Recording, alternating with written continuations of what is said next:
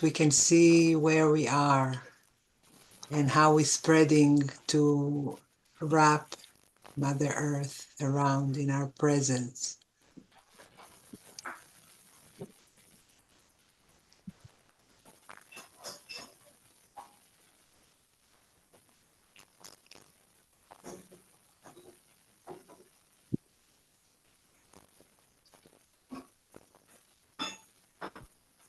If you could put in the chat where you're from, it would be lovely for us to see how we're spreading.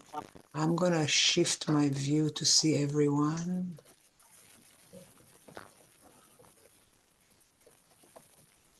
All right, I will write my location since no one else is starting.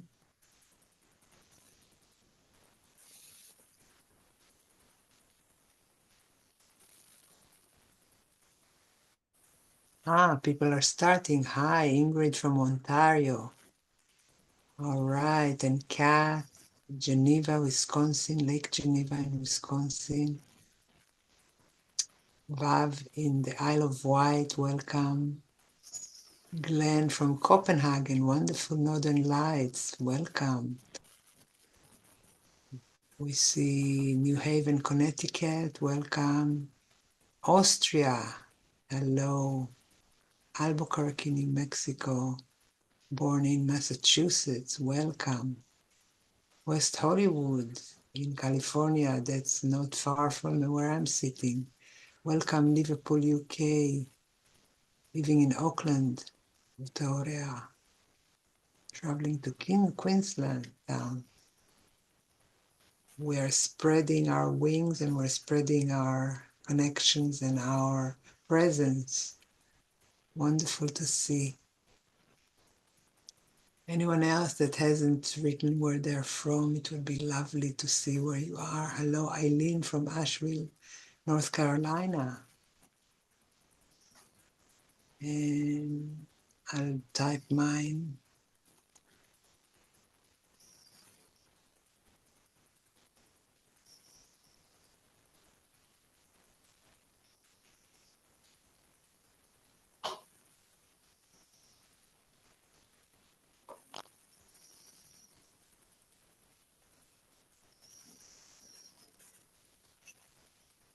So I'm sitting in Northern California, but I was born in Romania and raised in Israel, so I've done some rounds. Good to see everyone. I will give another moment for those of you who want to say where you are sitting, where you're from.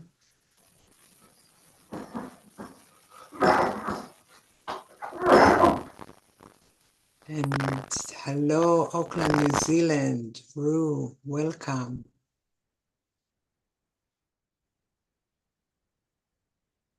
Okay, I will pass the baton on to you, Yael, and we shall embark.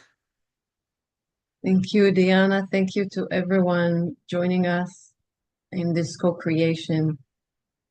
As you know, I am, or maybe you don't know, I am originally from the Holy Land, from the part called Israel, and I now live in Alaska with a man who's a messenger of his tribe, the indigenous people of the Unangan tribe, the Aleuts, as they're known in the Western world.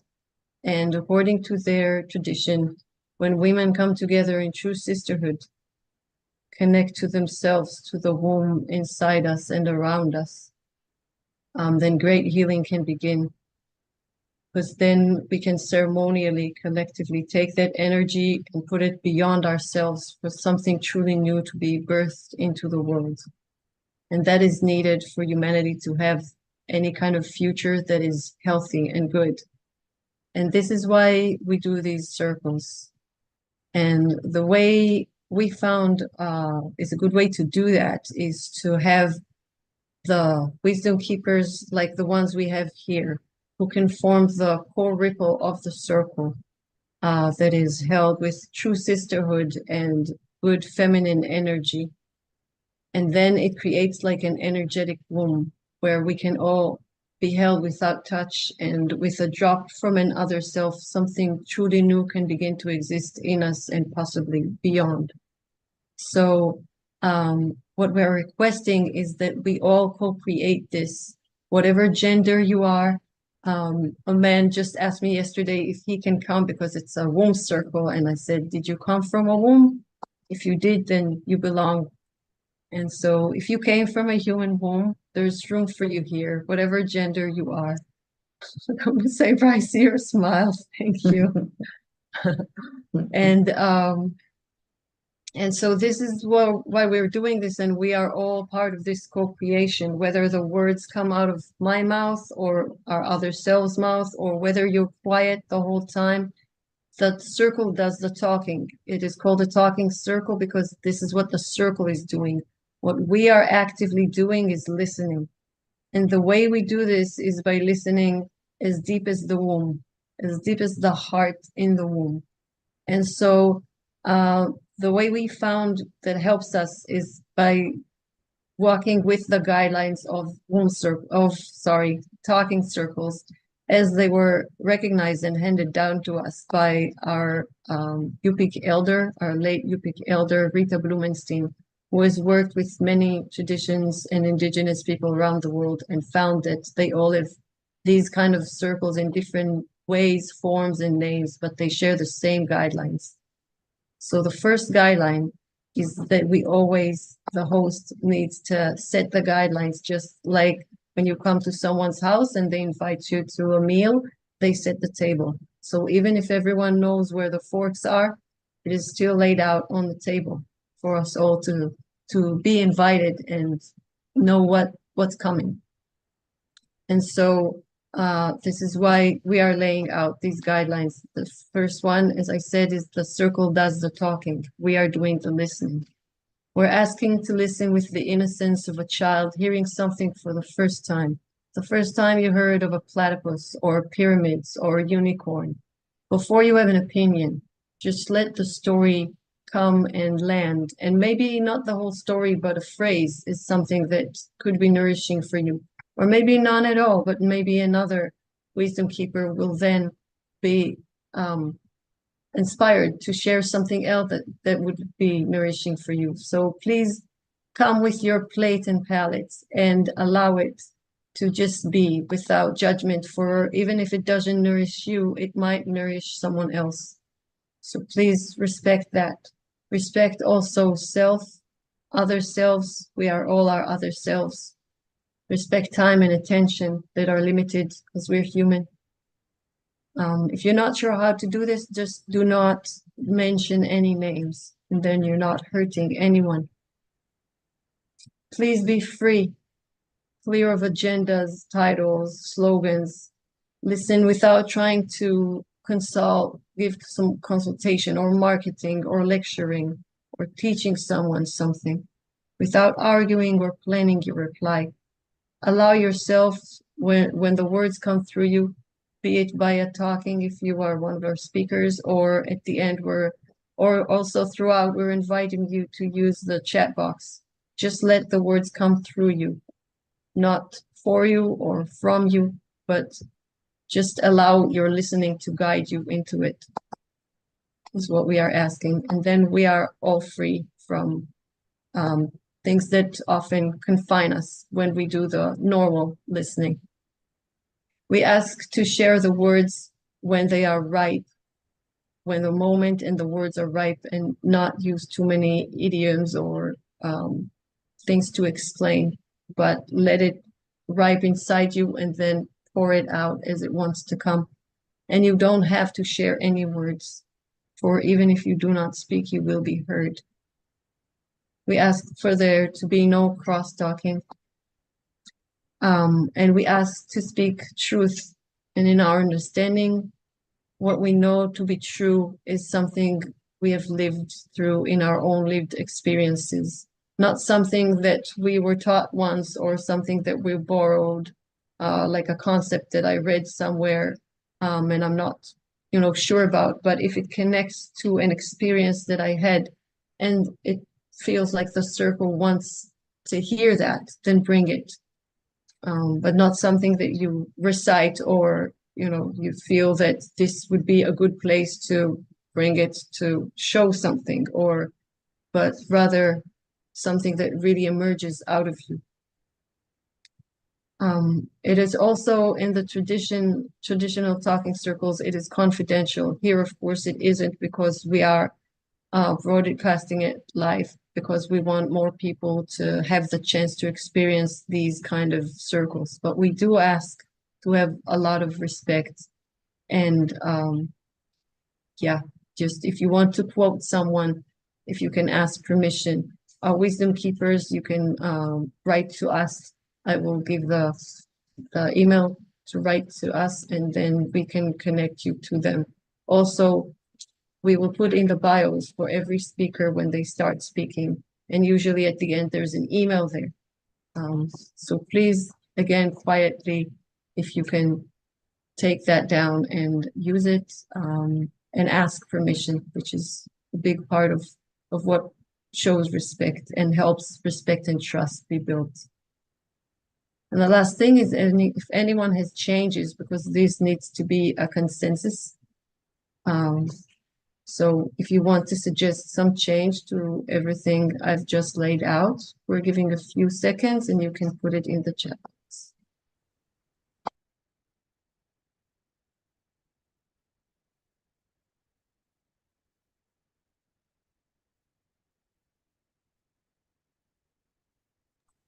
Okay, and with that, we can begin.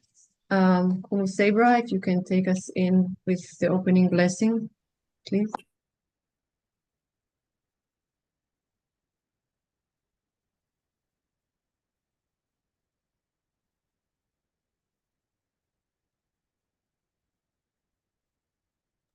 Oh, thank you so much. Aloha mai kako. Greetings to each and every one of you from the island of Kauai. I'm outdoors because there's a nice breeze here. It's warm, 70s. It'll go up to the 80s today, and I don't have air conditioning in my home, so I just open the windows, open the doors, and go outside to catch the breeze. But with the breeze came a little bit of rain shower this morning. But that's okay, because we need the rain to keep the island green. I welcome you with this chant that speaks of the sun that rises in the east. And with the rising of the sun comes the warmth of the memory of our ancestors who have placed us on this earth, placed us on this path, and may you be of service and have aloha in your hearts. Ea e kalama kahikina. Kahiki mai aloha kupuna e. Ukahali ai kali awai kini.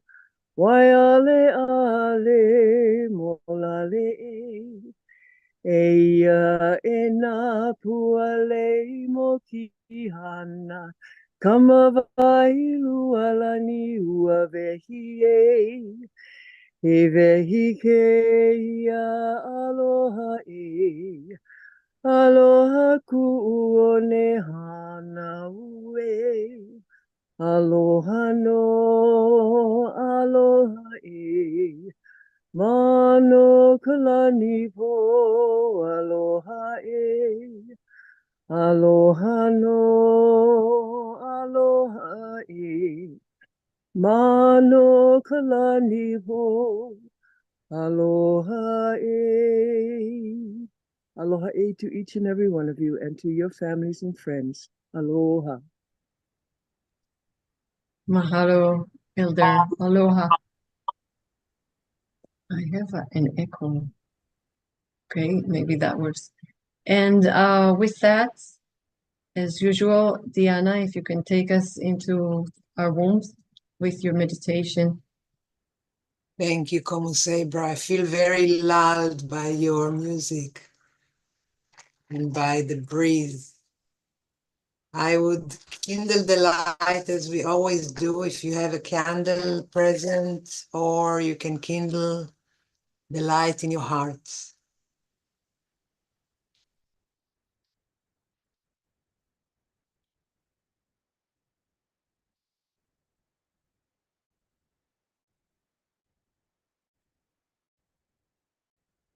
Inviting us to close our eyes and to deeply breathe into our center, placing both palms on our heart expanding our heart as we exhale, as we inhale. And if you have a womb in your body in this life, place your one palm on your womb and keep one on your heart. If you came from a womb or you don't have a womb in your body in this time around, keep your hands on your heart. And a word for those of us who might not have a womb because it was surgically removed. You have an etheric womb, an energetic womb. Please hold space for your energetic womb with your palm. And inviting us to breathe into our womb, into our heart, into the womb we came from.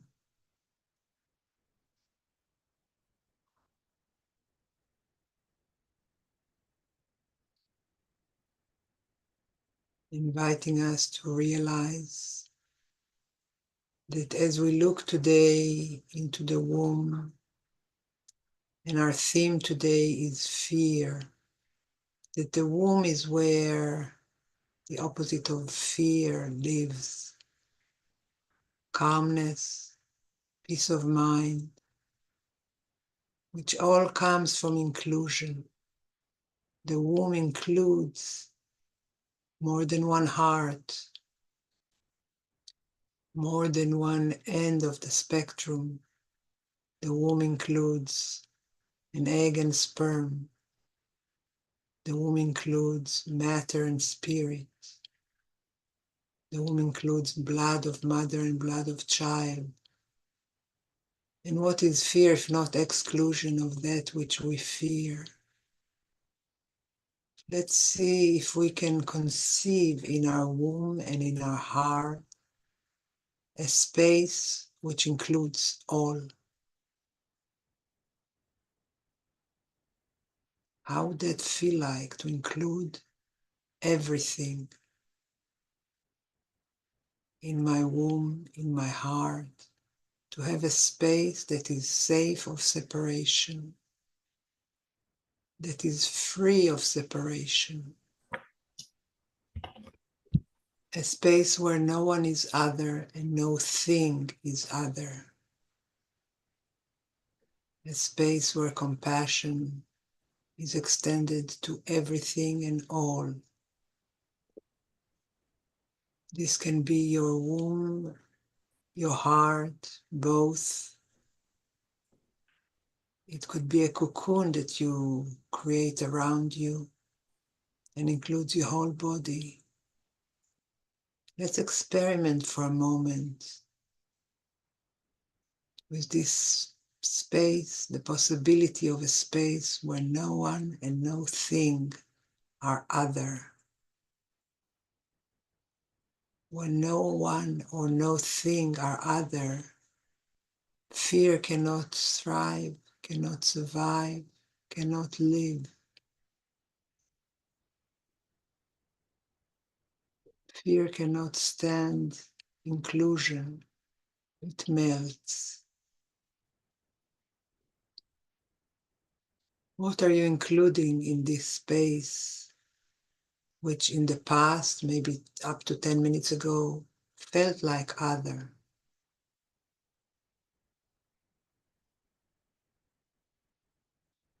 How can we soften our gaze so that that which felt like other can become one, can be allowed in the circle, can be made room for?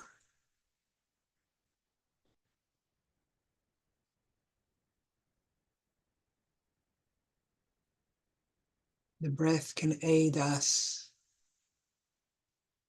The breath that was on the outside expands our insides, becomes one, becomes included, becomes part of us.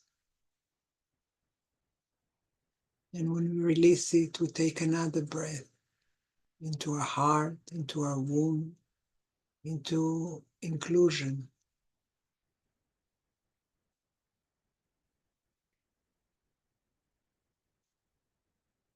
And as we're going to soon return from this space, Is there anything you have now included that used to be other, that you want to make other again, that you want to release and send out of inclusion into exclusion? Maybe something changed, or maybe you need to exclude something. So let's look at that for a moment.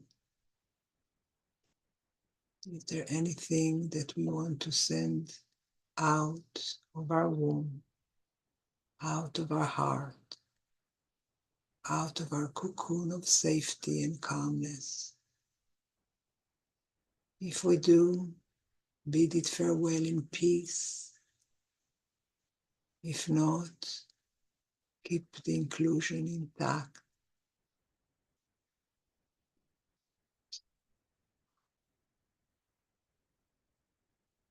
Be one with that which you're keeping and including and containing within you.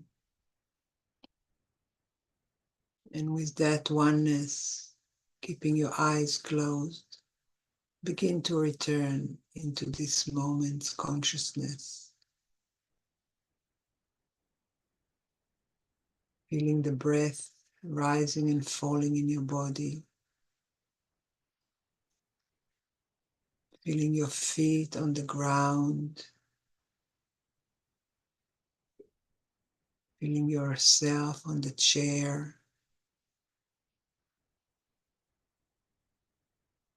Visualizing with your eyes closed what surrounds you in the room or outdoors where you are. Colors and shapes. Visualizing your surrounding that you will be entering in a moment, and imagining with your eyes closed what would be the first thing you would see when you open your eye.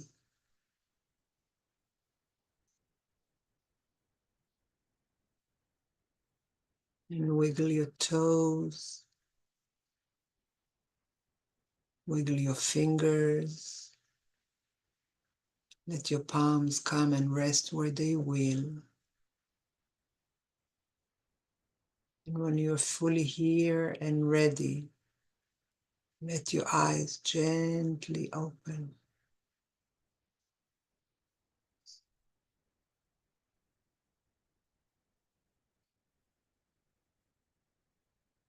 And welcome back.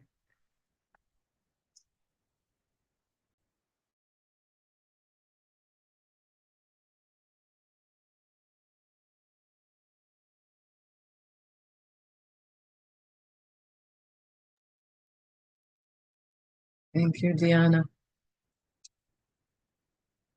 As you're asking about what do we want to exclude or how can we include, often people, or when I was younger, I didn't want to include fear. Don't be afraid, you know. And now we are here to discuss. I asked our wisdom keepers to look at the gifts of fear. What has fear taught us? What wisdom lies there? What is the blessing in fear?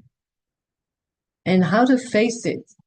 Do you need to overcome it, embrace it, fight it, surrender to it, maybe something else? We are asking to bravely take a look at fear and at what it can give us and how we might include even that in our womb in a good way, in our heart, in our consciousness, in our world, without condemning even that which we are so used to pushing away.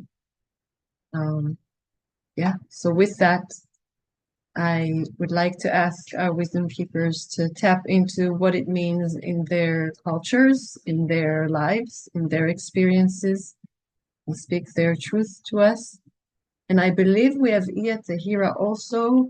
Iya, I think you need to start your video so it would let me spotlight you and also see if that's who you are.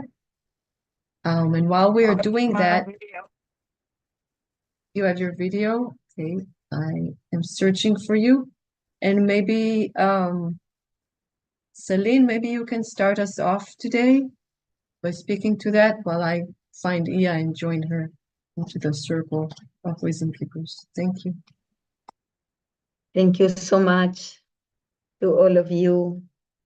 I will offer this quinto of coca leaves as we used to do in our tradition for all of us, for give you patience, love, abundance, and health. This is the highest level of offering in our culture. When we offer the coca leaf to all of you, this is called a quinto. It's also a kind of secure to be nice in this meeting, and this meeting will give to us a lot of knowledge and peace and building good relationships. I would like to start with a prayer. Añay punchay kachuk aypi marisun yok aspas aupisita hawarikun hanapachapi ñawpa amari kuchi ari amaq pachapi quereranku manma chaskawan chaska k'ullurwan imalluwan k'illawan intiwan mana karanchu reloj mana karanchu imaq irapaq ira urura horarios imaru kosunkichu chayta animal ch'iraqpaq chirkay walpachu bosque walpachu k'ay Amazona bosque chayta. I have made a prayer for our forest, the Amazonian in Brazil, Colombia, Peru, Ecuador, Bolivia is burning. I am asking to our Father Fire to be compassionate with us and to stop this fire is consuming our forest. And send your prayers to this part of the world. We are losing so much hectares of forest right now. It's terrible what is happening. We just can't lie in our faith that this will calm down somehow. That's why I am sharing the coca leaf, asking for stop the fire and send us some rain. The Amazonian River cannot be shipped again because it's too low. It's not raining. It's not normal. And say this is also the fear we do have, the fear to cannot control it, the fire, the fear to lose our rivers, the fear to lose our territories, the fear. And we know that in the current system, the capitalism is guided by fear. If you are afraid to lose your health, the companies will sell to you some remedies to alleviate your fear, but not your disease. So it's normal to fear. To embrace the fear is good. We call manchakui. The fear in our language is manchakui. And manchakui is the opposite to munai. Munai is love. So every time we experience the fear, we are losing the sense of love, that someone loves us, some God or something in the nature love us. And when we lose this feeling of love in our lives, we embrace the fear. But also the manchakui, the fear, is something really good because make us wake up. We embrace the fear with love. We say the fear sometimes block and limit my capacities sometimes. But if we resignify the fear we can learn more about ourselves. So resignifying the fear means a new opportunity to learn about ourselves, to learn what is blocking me, what is limiting me, why I feel limited by these conditions. If we will feel fear, we will lose our lives very often. Fear is what keeps us living here and learning. But the word we use for manchakui is the fear. The manchakui is something good, is something tender, is something sweet, because it's the only bridge to cross, to resignifying your learnings about yourself. But we said, if sometimes we feel this fear is growing up more and more than our own capacities to learn about ourselves, it's natural to embrace that fear and to feel it until the limit, feel it eternally, feel it inside and embrace and put inside your heart and fill your head of fear to resignifying what are you learning right now from your experiences. The most common fear we can talk about is the fear to lose the love and to lose the health. And for the Quechuas, losing the love doesn't make any sense, because we do believe that the Apus, the mountains, the Pachamama, the Mother Earth, is always loving us. Even if we do not realize, there is Pachamama, there is Mother Earth loving you eternally. You are alive. She is loving you, giving to you her fruits, her water, every single day. So there is not a reason to feel fear of losing the love. Her love, the Pachamama love, is eternal. It's over to you all the time. She's covering to you with the more precious vegetables, fruits, oxygen, water. You have everything you need. If you lose this sense of love the Pachamama has for us, you just have to take a bath to release that Pachamama is giving you water, and Pachamama was always with you. So the love, eternal love of Pachamama will be with you, even if you don't realize about this. And the other biggest fear is the fear to lose the health.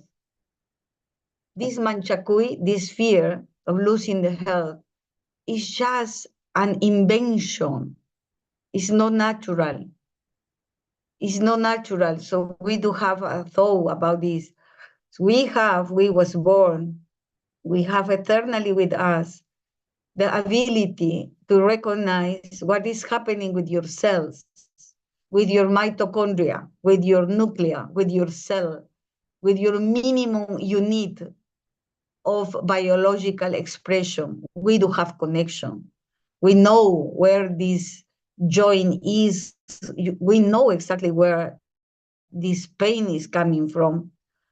We just need to make sense and be attentive to the signals this part of your body is sending to you, and try to send praise, praying and blessing to that part, and curing, repairing with our brains, but mostly with our heart. And something very important, since I was a child, I listened from my grandmother. She says, Celine, don't feel afraid. Don't feel afraid. Even the enemy looks very big for you, giant, enormous. You have to keep this in your mind. There is not any fear bigger than your love. So the Manchakui and the Munai, the fear and the Munai, coexist in that dialectic relationship. We just have to remind this constantly, and this is a good opportunity to do that. And when we share with this coca leaf, when we share, we do for conversations, we do for starting to know this conversation is going to be good. This period of the harvest will be good. It's good to me to go at this new school. It's good to me to take this new job. We take this. Between the many dimensions the coca leaf has, many dimensions, religious dimensions, industrial dimensions, curative dimensions. We also believe that the coca leaf can express your real feeling, your true inside of you, what is true inside of you. And so I will appeal of this ability of the coca leaf to make me speak the truth to you. Is what we use the coca leaf for. And Ayin Hayi. Gracias.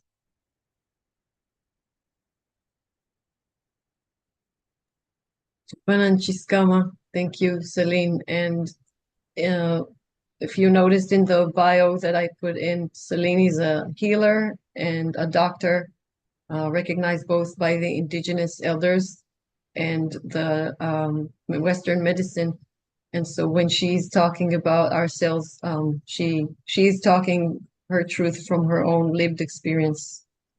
And as I'm listening to you, Celine, and thinking about love and fear and the relationship, I'm realizing for me, often when I love, there's also fear inside, because then I'm afraid to lose that person, or I'm afraid to lose that love.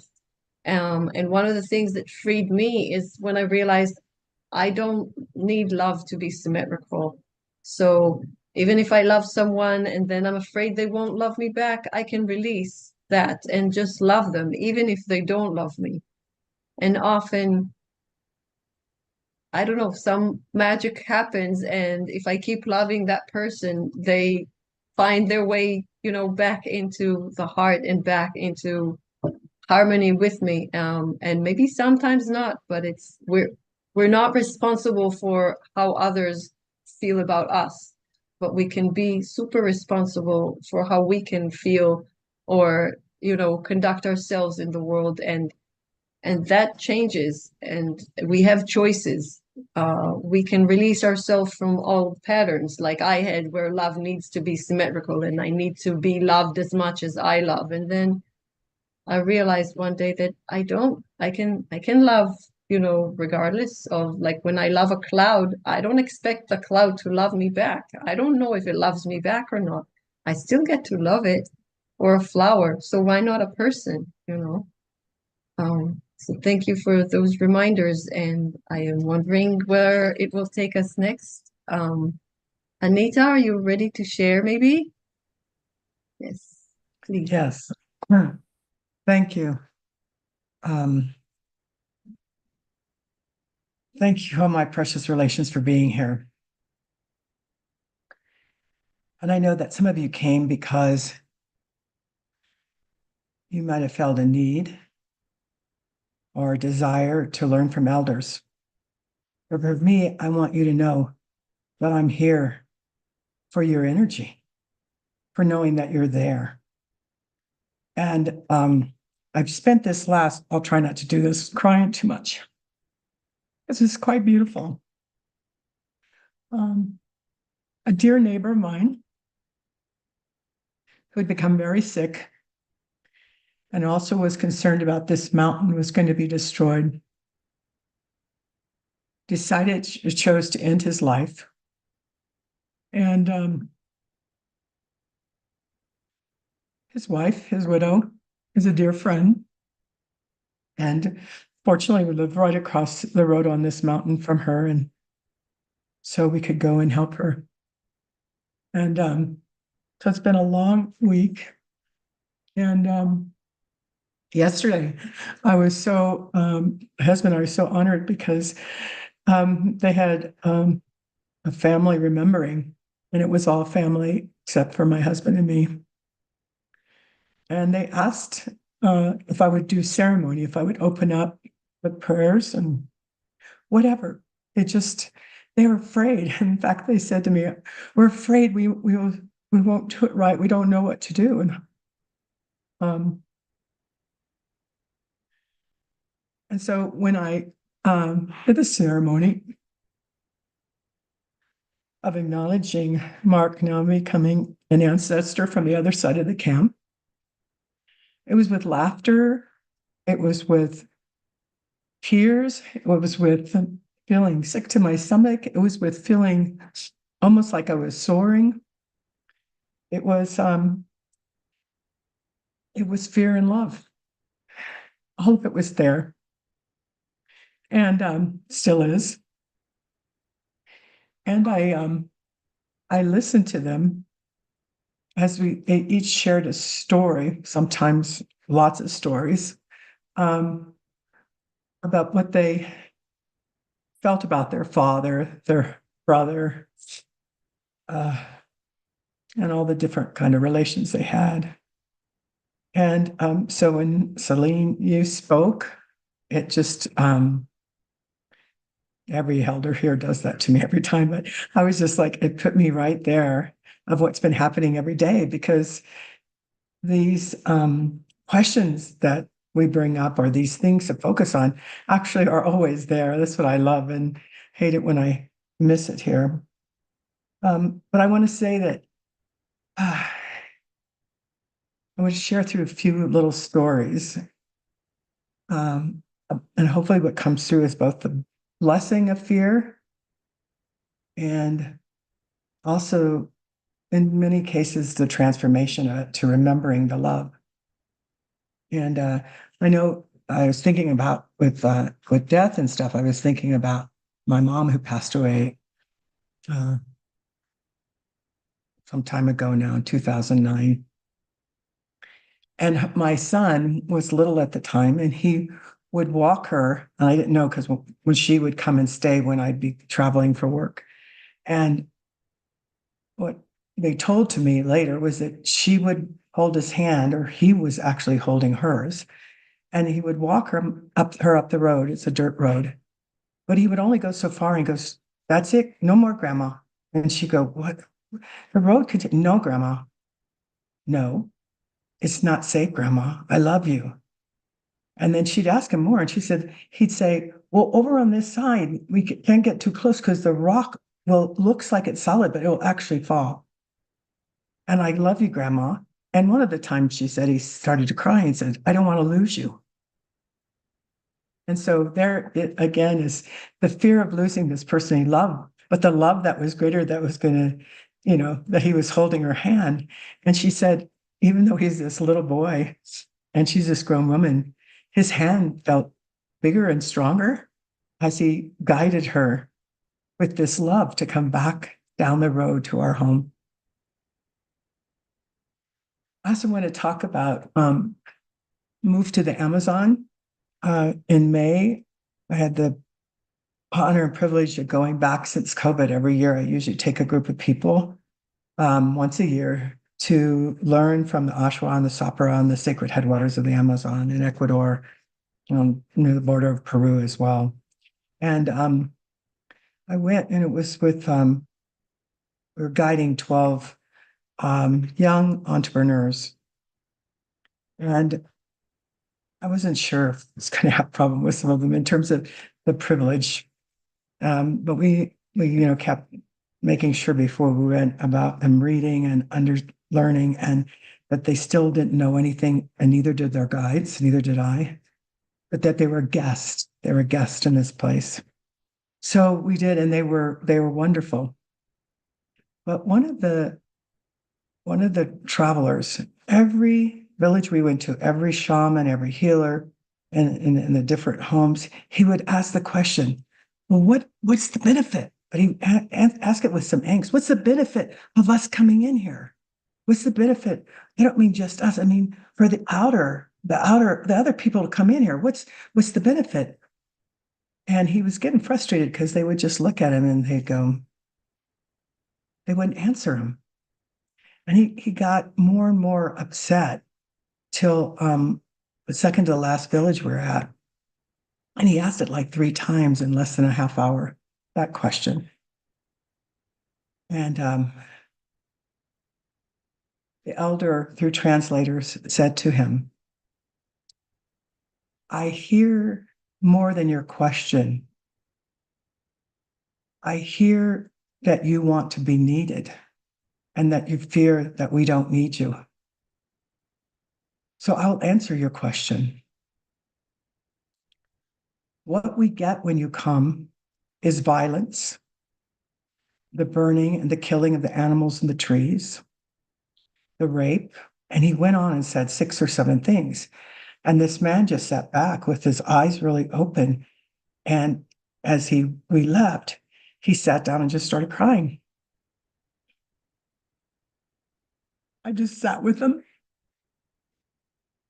He said, how can he know that I was afraid that I wouldn't be needed? And I'd answer him. Because I knew he knew the answer. And many times my elders, as I grew up, didn't tell me not to punish me. They didn't tell me because they wanted me to get hold of all the parts of myself, inside and out, spiritual, mental, emotional, physical, but not only of me, but of all the ancestors who came before and would come in, and the land that I'm on and all the relatives. And so he didn't say anything more until the last place we were at. And as we were sitting by the river, he said, I wish I could go back to that village. I'd like to thank the elder with the sapara, because I know he loves me and he loves this place and all the relatives. And that's why we need to stay out of here. But that staying out doesn't mean we don't care, because everyone goes there. We all realize that wouldn't be a good thing.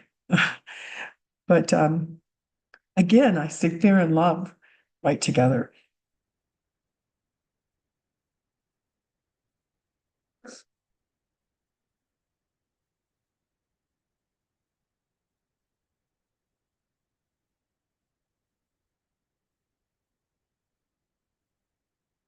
In growing up,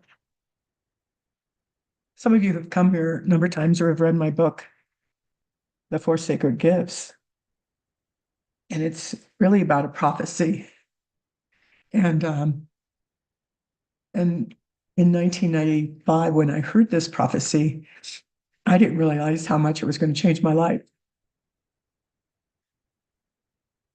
And that prophecy was really about how human beings, the 2-leggeds, we need to remember how to live in harmony and balance with all our relatives. That means the ones become before, the ones that are coming 7 generations and more after, the earth, the water, the 2-legged relatives, the winged, all of them. And so it started me on another level of that journey. Then my mother, my grandmother, and some Osage elders who kind of adopted us when we were younger, my brothers and sisters. And fear is a good thing. As long as what I found for me, fear is a good thing, just like my son saying, don't go on that rotten rock. It falls. So, and I love you. And so my fear caused me to have a really good sense of observing what's happening. Observing definitely what's happening outside of me, but being very observant of what's happening inside of me, because it was about my very survival, because of the abuse as a small child. But it took until really my early 20s that I realized that fear that was real, that I could be hurt, that I would be hurt, the unreal fear that I wasn't free. Because that's what fear and pain can do when it's not a blessing, as if it takes over, as if it's the only thing there. And I used to tell people, my well of pain is so much bigger than my well of joy. Oh my gosh, when I say that, and I'm like, what the heck was I thinking? And then I think about what Savid said, Pachamama loves me. The sun, all the beings love me. The fact that I'm breathing, the plant relatives love me, and just on and on and on. And my mother loved me, and my brothers and sister loved me. But when we're allow ourselves to get out of balance, to rather than to be able to feel it, name it, not to shove it away, and to look at it both in the outside and inside. Where is it coming from? What is it about? We have to look at the whole, or feel the whole, which is in us, which is the sacredness of who we are, no matter what age, and no matter what kind of being you are. And what I found is that even in the darkest time, and wherein I would hide in the house so I wouldn't be found, and hide in the potato. And my mother, every once in a while, because I used to get the potatoes for out of the storage, and she'd get in there once in a while, and she'd go, I don't understand it. There's always these books with the potatoes. And I didn't have the heart to tell her, that's where I hide. That's where I hide, but I learned from you, Mom. I love that you read all the time. And that's what I would do. And so this fear and love has so many elements to it. But what I will say, I can't know yours. I'm still constantly learning about mine.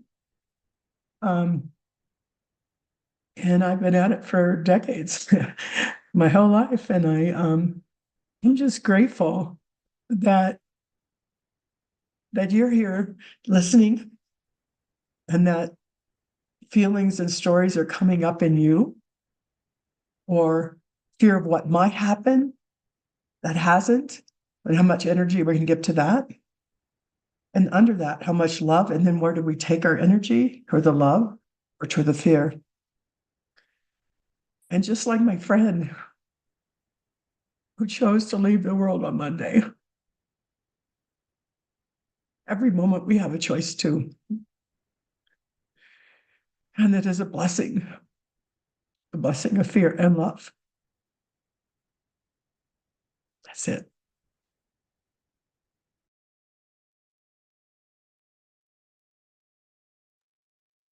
Thank you, Anita, for trusting us with all that you have shared so vulnerably and beautifully. And as I'm listening to you, I'm realizing something new for me, the connection between the courage to hurt someone that we love, for them to not get even more hurt. The grandmother and the boy, maybe he hurt her freedom at that moment, but it's so much love is there. It was made out of love. Or the elder that was telling that man things that were very, very painful to hear, yet it sounds like the way he said it, the person that was told all of those things couldn't look away from them, and couldn't look away from the love that brought that into his heart. And I'm just struck by how sometimes when, we respect the sacred path of someone that we love, even if something they do hurts them or hurts us, like your neighbor, we still love them enough to respect what they choose to do, respect their choice. And so that interesting connection between pain and hurt and fear, and yet there is love that is bigger and contains even that. It's just beautiful, and thank you for introducing this into this circle, to me at least. And with that, I'm wondering, Vav, can you maybe share?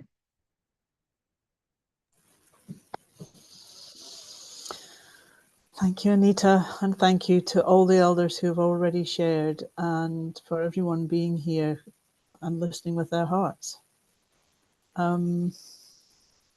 We've all experienced fear. We've all experienced fear on many occasions, and they can be little fears from, oh my God, do I look good in this before you go to a ball, or, you know, to the big fears like, am I going to lose my home? Am I going to lose my loved ones? And we see young people now being so conscious of their images and how they look and how they are perceived by their peers. And these fears seem futile to some people, but to them, they're huge in their hearts. From my tradition, I have Pictish teachings in one tradition, and I have Celtic on the other side. And the Celts were always perceived as being the peaceful, loving people, and the Picts were always perceived as being the violent, aggressive people. But actually, in truth, it's the other way around, that the Celts were people who were invading, and the Pictish people, although they had lots of fierce warriors, they were actually very acceptant. And there are very few written mythologies and traditions from the Pictish people, because they would accept anybody who came in, and they would allow other people to honour their own traditions and their own ways. So their lands, when especially when the Celtic tradition was moving forward and a lot of Christianity came into our lands, they were very acceptant to allow druids and other elders and other peoples to come in and live in their space. So they were the peacekeepers, they were the peaceful ones. And as a child and as a young person, my reaction to fear, and fear comes up in two ways to people. It either comes up with the response of aggression, or fight or flight, which come into us as human beings. Do we run from it, or do we stand and face it? And that Scottish part of me was always the aggressive, I can fight this off, I'm big and strong, and nobody's going to get the better of me. Until I have 6 daughters, and my first birth's very, very easy. But one of my births was really, really, really difficult. And anybody who's had more than one child will remember that, you know, you go through the pregnancy and everything's fantastic, and you have the baby and everything's brilliant. And you go a second time, and on the second time you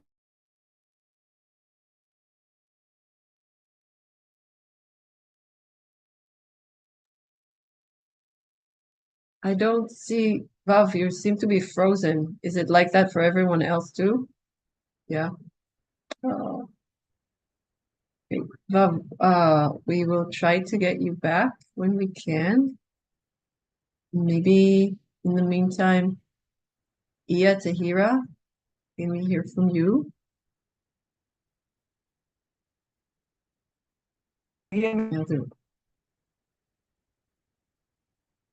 Elder Iya, okay, just dropped off the, I guess internet is playing some games with us. Vav, I see that your video is off. Can you try and come back? Okay. I come So back on? let's, oh, yes, No. you're back. I'm back. Sorry, I disappeared. Fear. The fear was manifested onto the screen. So yeah, I was saying that you often get to a labour with a subsequent child, and you remember the pain, and the fear comes. And when that happened to me with a difficult birth, I remembered the Pictish way, you know, where you can run away, you can hide, and you can melt into the background. And we're told that the Romans never really invaded Scotland, but there is history where the Romans came and they tried to pick a big fight with the Pictish peoples.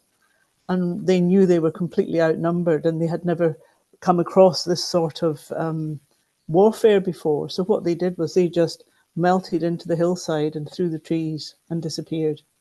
And there was nobody left for the Romans to fight. But the weather did it for them because it was cold and wet and horrid, so they all went home. But it's knowing when you have to fight or flee. And I think that the body, if we listen to our own bodies, when fear comes in, and we can actually honor it and accept it and understand it for what it is, that there's the biggest fear is fear itself. Because if we accept it or become victim to it, the fear will do more damage than the actual thing we fear. And so if we can actually accept it and acknowledge it and ride with it, and that fear then dissolves and it will go. And I think for me that being able to relax into the fear and understand that it was the not knowing, the uncertainty, and that's what people in the world seem to be experiencing at the moment, is the uncertainty, not knowing what's coming, and that's what builds the fear. And our world is going through its changes, and rather than us fearing what's coming, if we can accept that the world will go on, we just have to find perhaps a new place in it and adapt to what's coming. Then rather than sitting in fear, we can sit in anticipation and allow that anticipation to be joyful, because something new is coming. That change is going to be different. Might not always be comfortable, but it will be different. And once we have gone through that birth process, which is what's happening at the moment, it's like us going through a birth process as the world is beginning to rebirth. We all know at the end of that birthing process of the joy at a successful birthing, and how immediately after that joy of accepting the new thing, we forget the pain and we forget the fear, and we're prepared to go through it all again.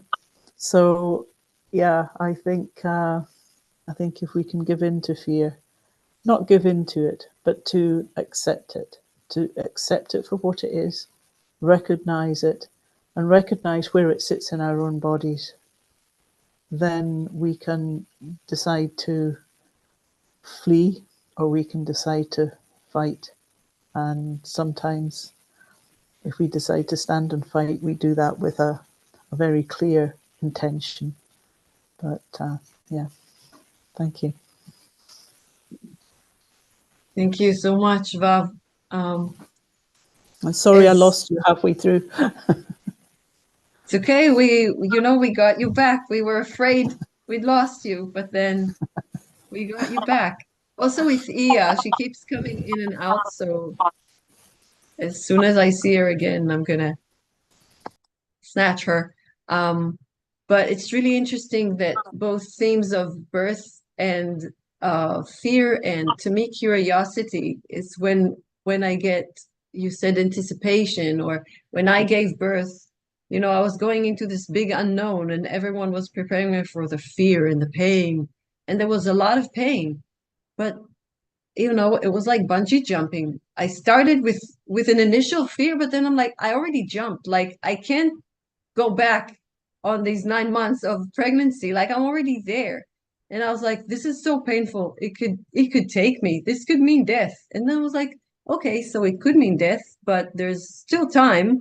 So am I going to just close my eyes and be afraid, or am I going to open them? Because then if I crash, I crash. I mean, we all will die eventually. The question is, what do we do until we do? Do we just close our eyes and be in fear, or are we going to open to something else? And curiosity just took over. And I was just fascinated. I was like, I've never ever experienced anything like this. This is fascinating. So I forgot to be afraid, in a way. Like it just, yeah, as you say, I was kind of facing it, and then I was no longer afraid. I was just like, okay, could be. but could also be other things. Let's see what else. And there's so much more. You know, fear is like this huge shadow.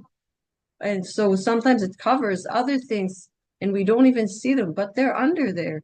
So if we can just remember that sometimes, as you just helped us all recall, I feel, yeah, other things can emerge. And so thank you for bringing that opportunity, that, yeah, possibility. And as you say, then there's this moment of choice. Like often we say, it's just an instinct to, you know, fight, flight, freeze. And then sometimes it's like, but there's actually a choice there.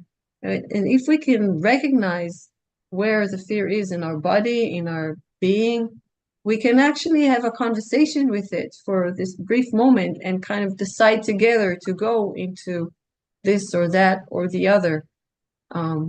So it kind of feels like an expansion, you know, between the breath, between the heartbeats, between these seemingly we don't really have a choice. And you're like, but you do. And so I just felt that, you know, kind of when they teach you in math about numbers, there's just 1, 2, 3, suddenly, oh no, there's an infinity between those. It kind of felt like we just opened up to that world of possibilities that we often don't even notice. So thank you for this reminder. And I'm wondering, Kumsebra, what it brings for you. Thank you very much. You know how rare it is for people to invite you to address this subject of fear. And so ever since I got your first email, I began to think about it. And I came up with 3 examples of when I have experienced fear. The first was as a child. I think I was in the 2nd grade. I was living in Saigon, Vietnam. My father was an American military officer, Hawaiian man, college graduate in the 40s, which was unusual for Hawaiians at that time. So when World War II broke out, he joined the army. He came home from his first assignment in the Philippines, totally against war, and said, this is not the way to settle problems. People must sit down and talk to each other. They must talk it out, because he saw so much death and destruction that had bothered him for the rest of his life. But when we lived in Saigon, Vietnam, on the economy, in the diplomatic sector there, the French were leaving, the communists were coming down from the north, and you could hear machine gun fire in the streets. My father taught us that when you hear the machine guns, you drop, you look, you roll, and when it's safe, you run. So drop, roll, and run. He prepared us. And to this day, when I go into a restaurant, I seat myself so I can see the entrance and I know where the exits are. It's just inborn in us. My father taught us these techniques, yes? The second example I want to give you is the Hurricane Iniki. I know that many of you have gone through hurricanes, tornadoes, and all of these things. You had to prepare for them, didn't you? We had to board up our windows. My partner, who was working in Guam for FEMA, and they had hurricanes down there, was on the telephone with me as they prayed in the church, the Catholic Church in Guam. And he told me to take the mattresses off and put them against the sliding glass doors, to tape the windows, and to store water. Because once the hurricane came through, all the electricity lines went down. And with the electricity lines, all the power, all the water went out. And that was what we missed the most, was the water. Ever since then, I've memorized the friends who live on springs and have spring water 24/7, whether the electricity is on or not. And the third example I bring to you, many of us on this video, on this group chat here, are in our twilight years. How have you prepared? Are you preparing? I have several friends who are going through great changes now on the island. One of them fell down and broke a rib. Her sisters flew in from Chicago because at the end of the month, they want to take her back to Chicago. She does not want to leave Kauai, but the cost of living here is very high. And especially if you're a senior citizen, it's really even higher, you know. And she's at the stage where she probably needs 24/7 care. I would love to take care of her, but I'm still working and putting my grandson through school, my private school. But thank you for making me think about this. What is fear? How have we prepared for it? How do we address it? What do we do now? What do we do next? I wish all of you the best. Thank you so much, Yale, for putting this together. Aloha. Thank you, Kumu Sabra, for all of your examples and teachings. Thank you to your father, to your community that you are bringing to the circle so beautifully. And at the end, I will put in the chat box the donation link because as Kumu Sabra just reminded us, there are so many more that we want to support, like our elders here and their communities. And one of the ways we do it is through grants and through donations. So if you want to help that effort, I was going to call on Iya, but she's not here. So I will put the donation link and hopefully Iya Tahira will be back. And if not, Diana, then I will go to you if that's okay. Let me just see, because her internet keeps coming in and out. So Yeah, I keep we have- seeing her coming and going. Yeah. Yeah. I don't see her. Thank you. Oh, here, now she's under your name. It says Yael SZM. Oh, really? Okay, Yeah. good. So Iya, if you can unmute and then I'll be able to spotlight you.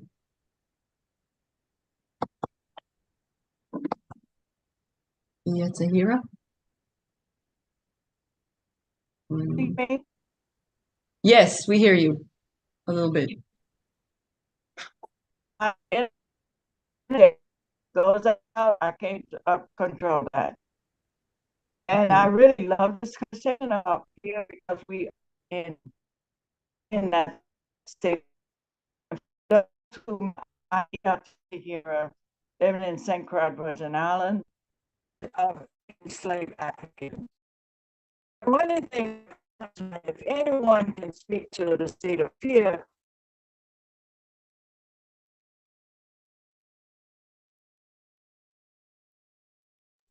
No, I guess not. Diana, if you can share, and I will, in the meantime, try to see if I can help Iya. But Diana, if you can share your wisdom about this subject. Thank you. Thank you to all who spoke so far and hoping that you will be able to join us, Iya. So I'm thinking of the word fear again, as I always go back to the origin of the language. So in Hebrew, fear is pachad, and if you take the letters and reverse them, it's dachaf. Dachaf means impulse or push. What is the impulse or the push that my fear is calling me to heed? So I'm thinking of your grandson, Anita. Basically, his impulse was to move away from the rock that might fall. So if I'm not frozen, because when I'm afraid, especially when I was younger, or I was afraid, I was completely frozen. I remember the gesture Yael did, closing your eyes and just wanting to disappear and freezing and not breathing. So if I'm not freezing, what impulse, what pushes me, what is the fear calling me to hear? And I'm looking at the word fear in English, and if you take away the first letter, you have ear. So what is fear inviting me to listen to? So what impulse, what indication am I listening to when I'm fearing? So rather than being frozen, can I listen to something? And one of the techniques that I've started using a few years back is to realize when I'm afraid that I'm broadcasting in a fear channel in an internal mind radio. Can I shift the channel? So I'm saying, can I narrate what's happening? So rather than listening to the fear, which is a broadcast in itself, to say to myself, I'm afraid now. I am afraid. And there is a compassion that comes out of that. I am afraid. I am becoming my own adult that is looking after the kid in me that is afraid, because that's the part of me that is mostly afraid. So saying to myself, I'm afraid now. Am I breathing? Can I expand my lungs? Can I breathe? So talking to myself, inviting myself to narrate not the voice of the fear, but the voice of what's happening in the moment. Because the voice of the fear is the voice of the future. When I'm afraid of something, it's that it might happen in the future, that it might happen later, that I might be thrown out, that I might be pushed, that I might be unloved, that I might end my life in a tragedy on the road. It's all in the future. But right now, what's happening is that I'm afraid. The fear of the thing I'm afraid of is not happening now. The voice of fear is pulling me into the future. So can I speak to myself in that way and calm myself into knowing that the fact that I'm afraid is okay. I can accept myself in fear. What I don't want to embrace is what the fear says, the content of the fear. And I'm reminded of a story of an experience I had over 20 years ago. I went to a workshop where we were going to learn to walk on fire barefoot. And when it came my turn, so it was very joyful to see people walking on fire, and I was afraid. And I was told what the facilitator of that workshop was saying is not about walking on fire. It's about listening to your inner voice. If your inner voice says, no, don't walk, listen to the fear. So I wasn't sure I was going to walk. And it was very joyful to see, because those who walked, and I observed them, were in a state of elation. And slowly my fear dissipated, and I started walking towards the head of the line where you would start your walking across the coals, the fire. And I was ready to go, and someone just came from the other side and started walking. So I stepped back and I was watching them. And I was about, when they finished their walk, I was at the head of the line, and I was about to walk, and I heard a huge no inside of me. And I stepped back, and what I realized was the fact that I was ready a moment ago doesn't mean I'm ready now. The fact I didn't feel fear a moment ago doesn't mean that I'm not afraid anymore. In this moment, I am afraid. So I had to wait again and listen to my fear again and allow it to be. And eventually, the time came when there was a yes there, and I was able to walk. I had a drum with me, so when I was ready, I actually danced on the coals with the drumming rather than walking. It was a beautiful experience, but what I remember far more profoundly than the walking on the coals was the no, and the listening to it, and the realization that being ready in one moment doesn't mean you are in the same moment the next minute that comes around. And that was, I think, a lesson I've learned from fear. So I want to share this with you. Thank you. Thank you, Diana. That is so interesting to not say I'm afraid of heights. Like I'm always afraid of heights. I'm always going to be afraid of heights, but I'm afraid to go up. And maybe the next moment I won't be afraid to go up. So thank you for this. And as I'm listening to all of you, I'm also realizing how, to me, at some point I realized fear is kind of like a road sign. It doesn't say, get out of the car, leave everything now, you cannot ever drive again. It's just like move with cautious, you know? So often fear is like, whoa, you know, don't just go into the fire, but check with yourself and with everything else that this is indeed how you need to approach, and yeah, be a little more mindful and respectful and aware of your inner and outer surroundings and everything that is possible and impossible. As I don't know who said it, that it reminds us of also of our limitations and invites some humility and some bigger understanding of what we can and can't do. And as Diana reminded us, these can change with the moment. And, you know, even in this circle where Iya was there, but not, but maybe, but no. And then Vav was there and gone in the middle of the story when we're all like, what happens next? So it's this interesting dance that we get to dance together, and thank you for dancing it with us.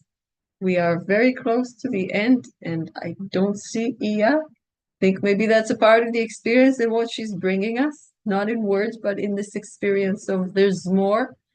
And I can say that other wisdom keepers said it's really interesting, like Muna, our Palestinian wisdom keeper, who was in a ceremony, and Catherine, our Maori wisdom keeper, who was in Bangkok, and she was like, but send me the recording because I have so much that I want to learn, and also I want to share, but more I want to learn and I want to listen. So thank you to our wisdom keepers. And now it's time for our community to quietly share in the chat box so we can also be nourished. Take in the words that nourish you. Don't diss the words that don't. Let other people have this potluck of offerings. We'll be quiet for a few minutes, and then maybe Anita, you can help us close afterwards, if that's okay. So 2-3 minutes of silence and sharing in written words.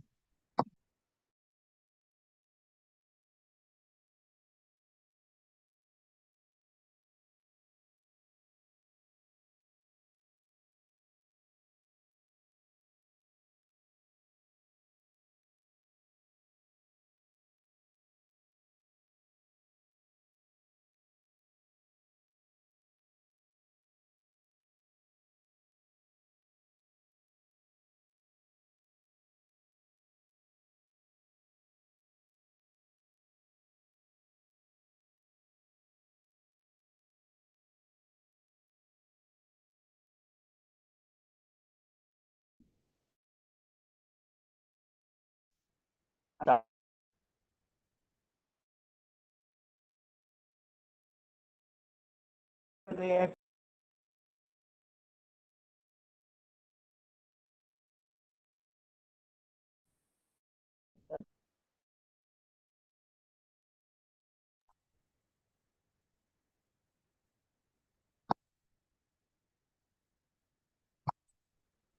Oh, Yeah, I think you're back? Question mark? but I don't know that I'm going to say that because I have never had this kind of experience. And I hear that, which is this kind of the energy that's moving through right now. And I would ask our participant if you can, like I said, light a candle and look at what it is we need to let go of in this fear of time, and push ourselves off from that fear and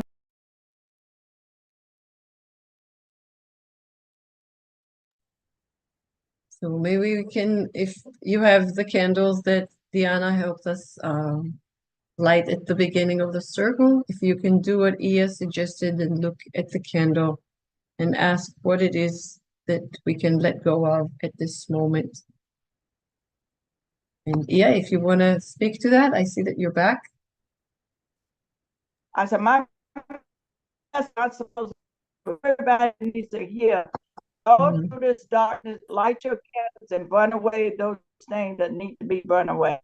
Do not be caught through this time. This is a very tricky triangle through full moon and all of the shift, various shift going on. Eclipse, full moon, after. So everybody needs to be centered in that ballot and giving birth to this new, coming to this portal with new birth and thinking those who are going to the other side, because they too are helping us. And it is for us to just honor those that are going through, gates now to the other side, and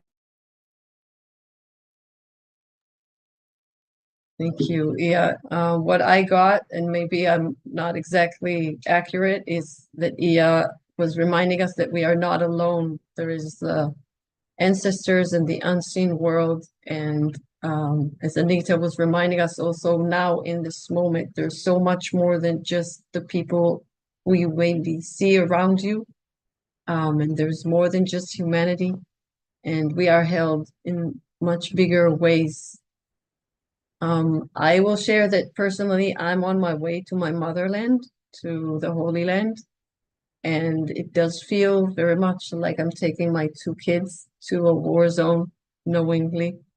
And it does feel like something we need to be doing. I spoke to my parents yesterday, and in the middle of the conversation, my mom said there's alarms going on. But then she said, you know, that's kind of the way it is here, and they didn't tell us to evacuate, so I think you can still come.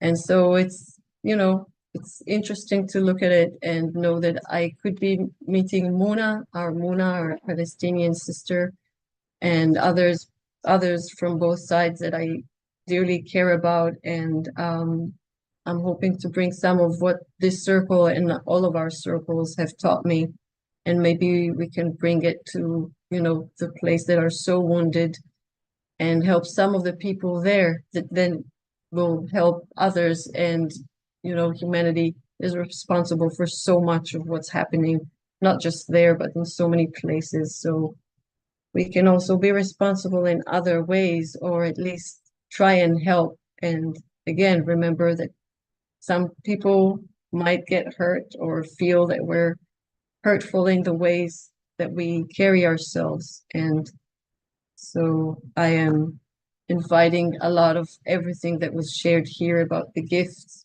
of fear and the gifts of walking into something that you know will be challenging. And thank you all for allowing that, and for listening, and for your support, not just now, but throughout our circle and our mutual journey that we get to share bits of. And I see now that the chat box has come to life, so we'll give one more minute. Could I say one thing, please? I don't know who is talking. Could I I say don't it's, see. I'm at the bottom here. It's Kathleen. Kathleen, if it's very, very short, It's very Kathleen, because short. we are at the end of our I started time. to type it in the chat, but the chat came down, so I wouldn't have time to write. Just one thing. A friend of mine who speaks a different language, and first, thank you all for sharing your hearts as you have. I have little to add, but and I appreciate your wisdom. This friend of mine who speaks a different language said that in her language, they don't say, I am afraid. They say, I have fear. And that displaces the fear outside of my core being, so that I can identify with the depth in my heart of love, of truth, of life, of peace. And the fear is something outside of me. I may have it, but it will pass because it's not of my core. So I just wanted to share that. I didn't have time to write. Thank you. Thank you all so much. I appreciate it. Thank you very much, Kathleen, for that important addition. Yeah, not I am fear, but I have fear. Thank you. And let's give one more moment of silence for our community, because a lot has been coming up even in this past 2 minutes. And then Anita, you will help us close. Thank you.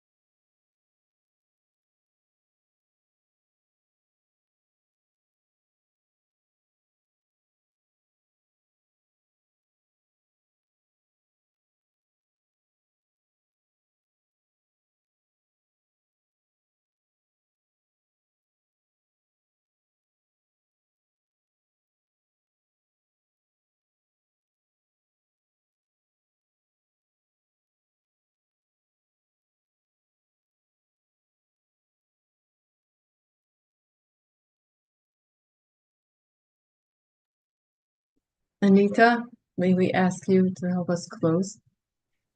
Yes.